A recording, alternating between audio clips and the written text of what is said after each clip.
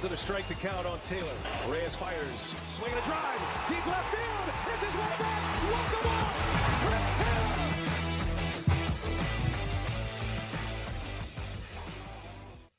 What's up, everybody? Welcome into DodgerHeads Live, presented by DodgerBlue.com, part of the Blue Wire Podcast Network. My name is Jeff Spiegel, joined tonight by AJ Gonzalez. Unfortunately, AJ, not the outcome we were looking for. The Dodgers win on opening day. The offense struggles. They do take a 1-0 lead. Alex Vesia gives up a 2-run home run. In this one, they end up losing 2-1. And it's kind of a weird one. We're going to get into it. Dustin May's performance in the offense. But just as we just got off of a live watch party, as you're sort of in real time reacting to what you just saw, I'm curious what your thoughts were. They kind of did everything right. They took a lot of walks, made the pitchers work. There were some hits scattered in there, but the elusive big hit was missing. And I hate to use those typical baseball terms, but regression to the mean, the whole idea. It's a frustrating game sometimes, baseball, and especially as a Dodger fan when it's loaded with talent and they don't quite get it all done. But in a 162-game season, those games happen. Yeah, absolutely. We'll get into all of it. I mean, the Dodgers put 14 guys on in 9 innings. They scored just 1 run. They go 0 for 7 with runners in scoring position, stranding 12 runners. They waste a Dustin May start that was fantastic. That's probably the most tragic of it. We'll dive into all that. So thank you again to those joining us via YouTube, via Facebook, via Twitter. We greatly appreciate it. Those that might be listening to this after the fact as part of the DodgerHeads podcast, thank you as well. We are going to get to some questions. We are going to get to it's going to be an interactive show. We're going to talk player of the game, all sorts of stuff, but let's just get to who I think is probably the storyline of tonight, AJ, and that's Dustin May. You look at this guy's final line. They said it. He had never gotten an out in the 7th inning in his career. He ends up finishing the 7th inning in this one. 7 innings, 3 hits, 1 walk, 4 strikeouts, all that with just 84 pitches required. I said before the game, I thought he was kind of a barometer to how this Dodgers season is ultimately going to go. If that's the case, this was an incredible start. Yeah, he's been almost a forgotten name in this rotation that did not come out the way we thought it was going to be, with Anderson going to Anaheim. We lose some guys. Obviously, Buehler we don't have this year, which is painful. But May's talent, we saw it in 2020 a little bit when he was sort of the long man out of the bullpen. And then in 21, he was going to be our Cy Young candidate. Yeah. And then he ended up, obviously, with the injury. So his talent is off the charts. It's whether or not he was ready to start pitching again like this. That was the question mark. And like you said, it's a nice any indication. They lost the game, but that's a big W for LA to see him pitch like that. Yeah, and I mean, look, like, I'm not trying to nitpick a guy. 4 strikeouts in 7 innings is still kind of like the one sort of like, man, you just, it feels like that number should be higher. Obviously, I think he struck out the last batter in at least the last 2 innings he pitched, the 6th and the 7th. It might have been the 5th, 6th, and 7th, but that's kind of the only thing that it feels like holding May back. And yet, as we were watching that, AJ, his stuff looked good. He got a lot of swings and misses, it felt like. He got a lot of 0-2 counts. He just never was able to find that pitch to put guys away. Yeah, and I imagine some work in the Mark Pryor lab that's going to help him out a little bit. And, he has some of the filthiest stuff out of hand of anyone we've seen in a long time. Yeah. It's just about connecting those dots, hitting his locations. And sometimes it's sometimes a team you get, like the Diamondbacks have a decent offense. They're not going to blow anyone out of the water, but one of the better ones in the National League, at least. And they showed quite a bit of poise, not swinging at some of those pitches that Dustin throws that are air benders that a lot of other teams who are more aggressive will swing at. So, yeah, there's cause for concern with only the 4Ks and the lack of swing and miss. But I think as the season goes and he goes into growing that confidence, I think we're going to see more of it. Yeah, just looking at some of the StatCast numbers, fastball, was touching 100. 100.2 was his fastest. He threw that fastball 36 times. That was his most common pitch. It got swings half of the time, just 1 whiff on 18 swings of the fastball. For a guy that's throwing upper 90s, that's a pretty surprisingly low number. But those are the types of things in Dustin May's case that we'll have to see if those numbers can kind of get sorted out a little bit. On the offensive side, AJ, as we dive into this, again, I mentioned it. I mean, the Dodgers finished with 9 walks, 5 base hits, One of them was a double. One of them was a home run. So you get 2 extra base hits, 3 singles, and 9 walks. That feels like most nights that's going to be enough to put enough runs on the board. Tonight, they go 0 for 7 with runners in scoring position, and they're staring at a score line where you only give up 2 runs to the Diamondbacks. You feel like you should win this one. Yeah, they're going to have to execute better. I mean, I'm sure Dave and the boys would say that you just have to execute better. Unfortunately, I think it does point to a little bit of a hole in this particular 2023 Dodgers team that we may have not seen the last few years. Look, this isn't an indictment on Miguel Rojas. I am a big fan of Rojas, and his glove is otherworldly, but he's never been a plus hitter, and that's perfectly fine. But Dodger fans and as observers of a top team like the Dodgers have always had a top to bottom lineup that makes you nervous. And even Barnes, our backup catcher, he has nights where he hits the cover off the ball. So having a slightly less deep lineup, I think, in games like this can look a little concerning. But like I said, like at the beginning, ultimately they have to execute in those runners in scoring position moments, or they're not going to win games like that. Yeah, and you can say, hey, they got 8 strong hitters, depending on what you think about some of the young guys. But some nights it just finds the wrong guys. And tonight, Rojas came up twice with multiple runners on, 3 times with runners in scoring position. He's 0 for 3. James Outman came up twice. He goes 0 for 2 in those situations, 0 for 3 in the game. So those 2 guys finish 0 for 7 with 1 walk and 4 strikeouts in the 8-9 hole. And that's just how things sort of played out. Miguel Vargas reaches base all 4 of his times. Peralta has a hit, Muncy has a hit, Smith has a hit, and Betts has a hit. Betts and Smith also with a pair of walks as well. So again, you look at it and it's like, do you look at a game like this, AJ? You can it's a sort of a choose your own adventure book is the way I like to put it. Like, do you want to be optimistic about, hey, they drew 9 walks, Mookie Betts hit a home run, Miguel Vargas had a double, or do you want to be pessimistic and say they were 0 for 7 with runners in scoring position? Like when you walk away from this game, for you personally, which of those 2 narratives tends to maybe play a little bit louder in your mind? I think most Dodger fans can kind of relate that when you're going to bed after a game like this, you go to bed feeling negatively because you invested the time in watching this. You watched them get close to scoring. What was it, 12 times with runners in scoring? Tonight was 7. 7. And you go to bed frustrated, but then when you wake up in the morning, you realize most nights are not going to go like that. Yeah. The regression to the mean that we hate referring to when it doesn't go our way goes the other way most of the time, especially with a team like the Dodgers, who are almost certainly going to win 90-plus games. Yeah, and I just looked through this game log. I mean, in the bottom of the first inning, you get a 2-out walk and a 2-out single from Smith and Muncy, and then JD Martinez strikes out. So right from the get-go, in the second inning is the opportunity, AJ, that I think we're going to look back on. Peralta singles. He steals. Kind of a weird decision to send it, but he steals. It looks like to the naked eye he's out, but when they showed replays on the broadcast, there was no definitive angle that gave you a good enough look to make you feel good about calling that out. They do reverse the call. He was originally safe. They overturn it. They call him out, and then the very next batter is Miguel Vargas, who doubles off the top of the wall. So that very easily could have been 1-0 Dodgers. Instead, you've got a runner at second with 1 out. Outman and Rojas both strike out. So in the first 2 innings alone, we're talking about a Martinez strikeout with a runner at second base, and then the missed call, maybe the right call, but I don't know how you overturn it, call at second, followed by a double and a strikeout and a strikeout. That felt like, looking back on it now, it's like little did we know that was going to be the story of this game. Yeah, I mean, I think we said it during our live broadcast that that's going to come back to bite us, and it did. I still don't know what they saw on a different camera angle, maybe one that we didn't have on the broadcast. Yeah, that was able to overturn that.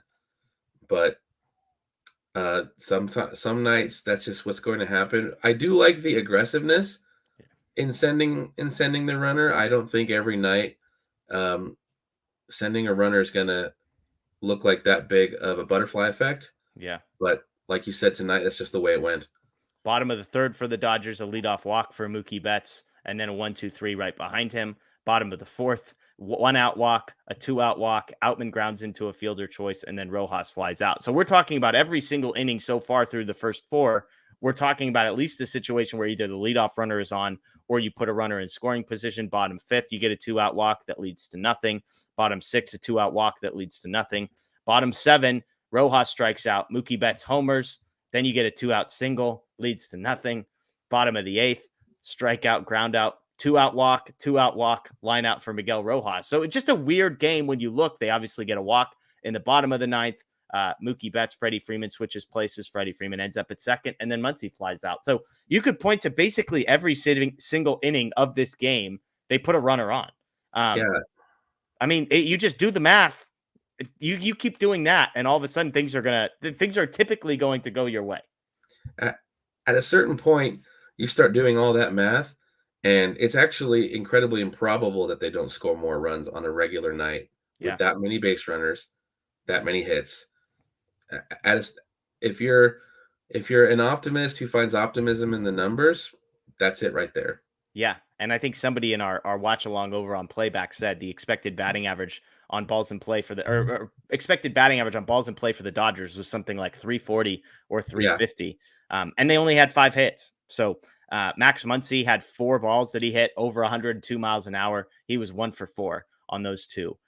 You had some expected batting averages of like 900 on a Will Smith line out that he hit. I think somebody said as hard as he's hit any ball in his whole major league career.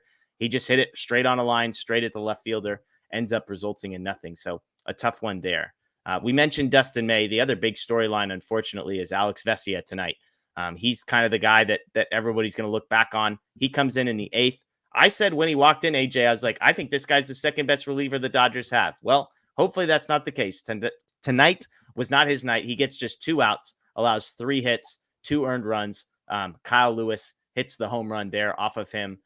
With 1 on and 1 out in that 8th inning. And all of a sudden, a 1-0 Dodger lead, a Dustin May. Hey, he's going to get a win. Well-deserved. All of a sudden, it's 2-1. And that was all the Diamondbacks needed. I think in the old days, Alex Vesia is a great loogie. He comes in and gets lefty outs. Kyle Lewis, smoked that pitch. Kyle Lewis being a righty. I think Vesia has some nice movement on his fastball. But for someone whose fastball is pretty straight, he does have a really nice lefty release point. He's going to have to hit those locations a lot more accurately for him to be successful as one of those 7th or 8th inning guys. Yeah, I mean, you look at some of the exit velocity stuff. It was actually the double he gave up to Longoria that was 105 miles an hour off the bat.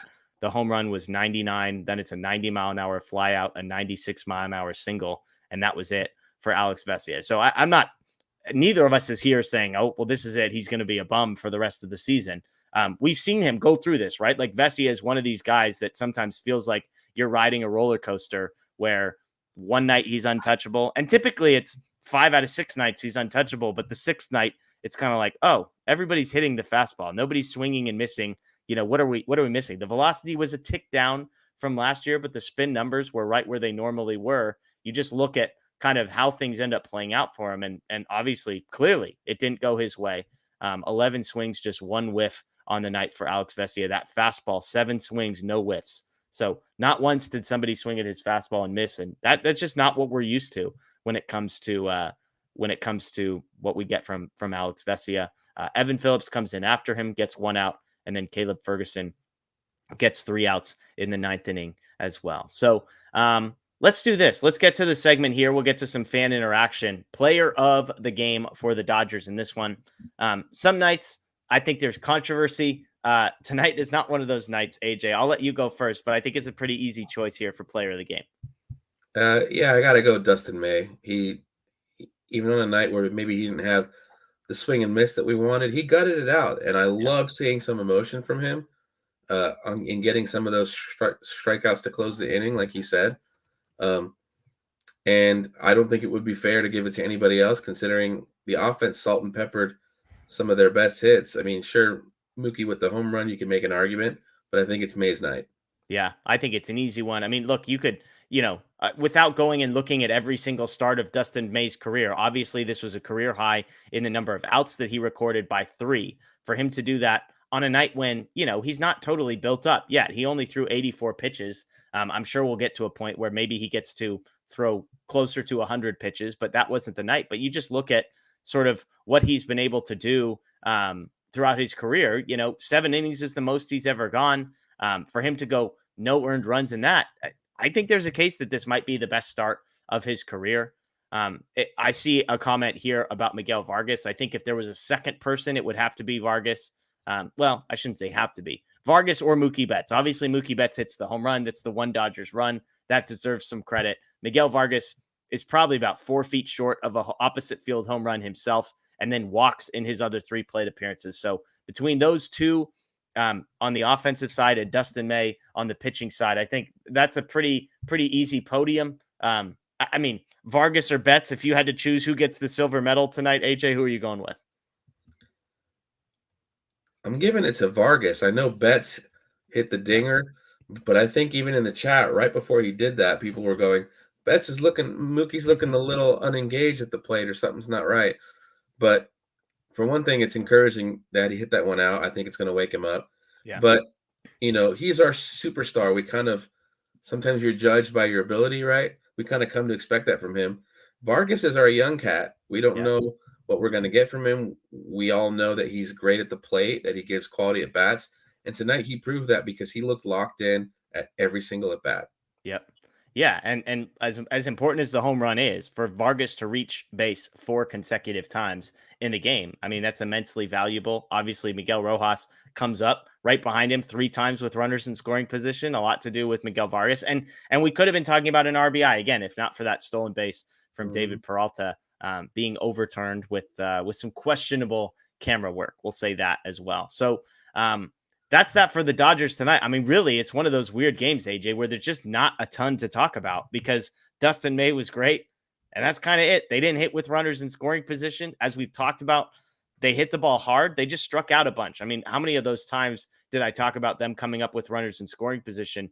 And the result was not even putting the ball in play. It was striking out. As we said, Outman struck out twice. Rojas struck out twice. So 9 strikeouts for the Dodgers. They only record 5 strikeouts themselves. Just not what you're used to seeing from the Dodgers, but obviously Dustin May's number there. As we look ahead, we move on, we flush this one and we move to the next one. We've got a juicy pitching matchup tomorrow night. An old school Dodgers pitching matchup, if you will. Clayton Kershaw on the mound for Madison Bumgarner.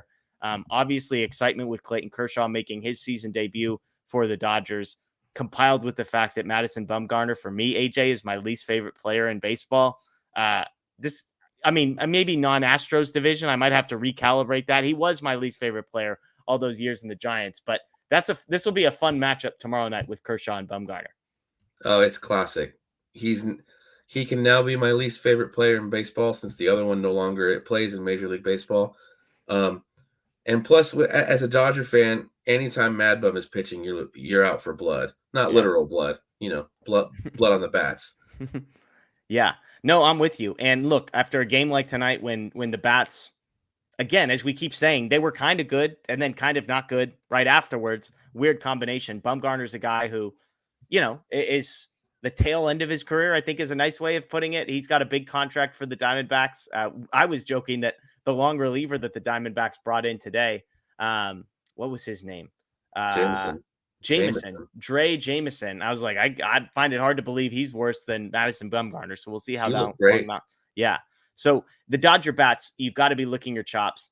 The interesting thing is, and this gets to a question that Alleluia One kind of threw out there, how would you have the order of the lineup?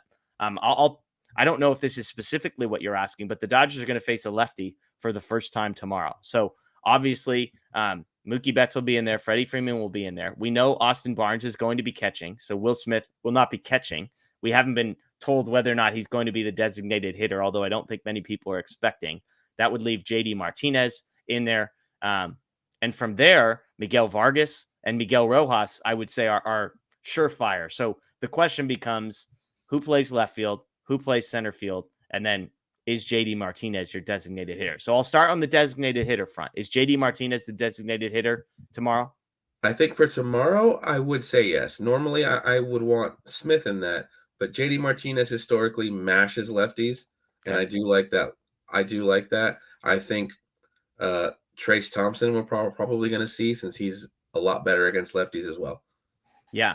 And then the other question is going to be Chris Taylor in left field. There's a decent chance that you get a complete overhaul with Chris Taylor in left field, Trayce Thompson in center field, and both David Peralta and James Outman sitting. I wouldn't be surprised if they want to get those guys at bats. I mean, I think Chris Taylor definitely isn't going to sit for the first 3 games. And as you said, I think the Trayce Thompson one's interesting. I don't know where you're at on Trayce Thompson.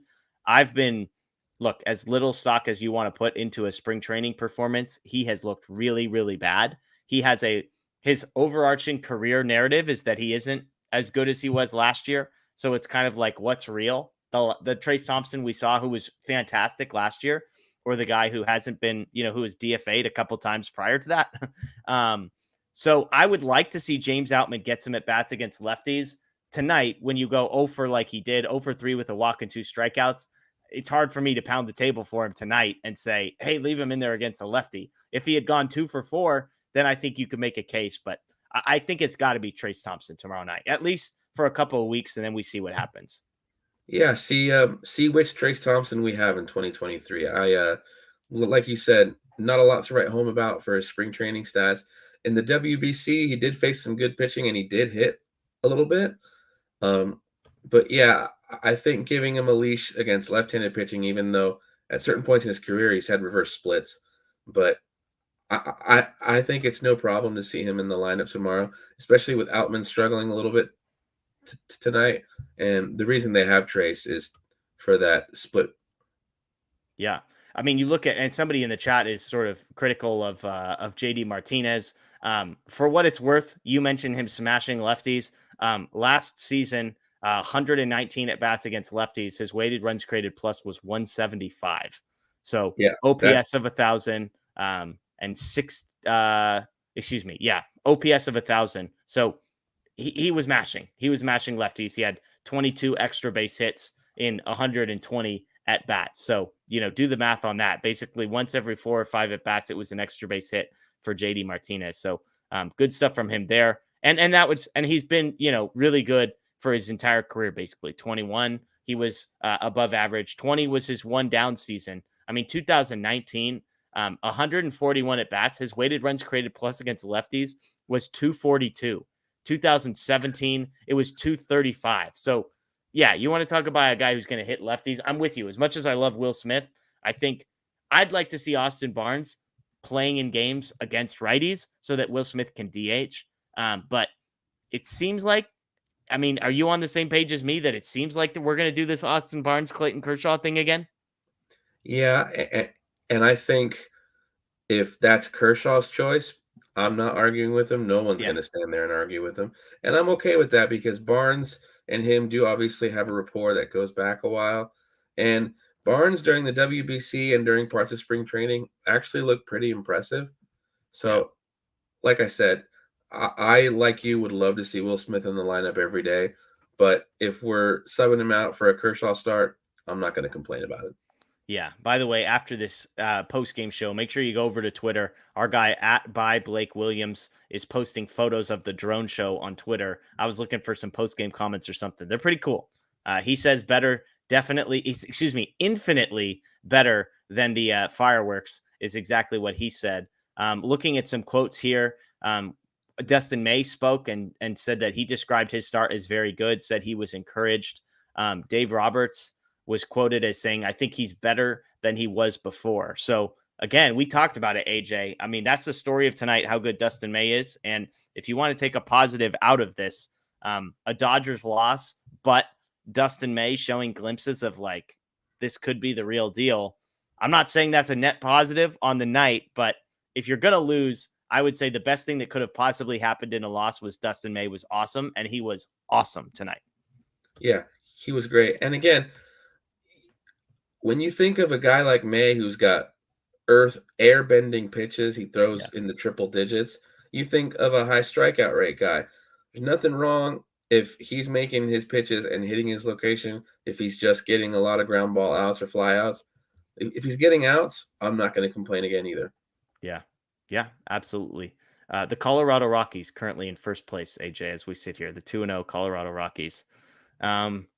Here we go. Ollie's got another question. Jeff, what do you think about Matt Moreno's controversial tweet that Xbox is better than PlayStation?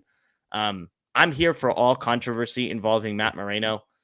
I'm personally a PlayStation guy, but I'm going to admit, AJ, this isn't a hill I would die on because I'm not like, this isn't my world. So I don't know if this is your world and you have a strong opinion here. I'll hand the floor over to you. It's not smart for someone who just got brought aboard with Dodger Blue to maybe disparage the man who brought him on. But I will say this. I've owned an Xbox 360, but I currently have a PS4. I'm going to get a PS5 eventually. Okay. I lean PlayStation. Okay, there we go. That's a smart man. This is AJ's second day on the job, by the way. So brand new to Dodger Blue 1958. And by the way, if you're not following him already on Twitter, AJ on guitar, I believe is on AJ the on guitar. Yeah. AJ on the guitar. Find him on Twitter. Make sure you add him to the list of Dodgers folks that you follow. We'll take some more questions if people have them.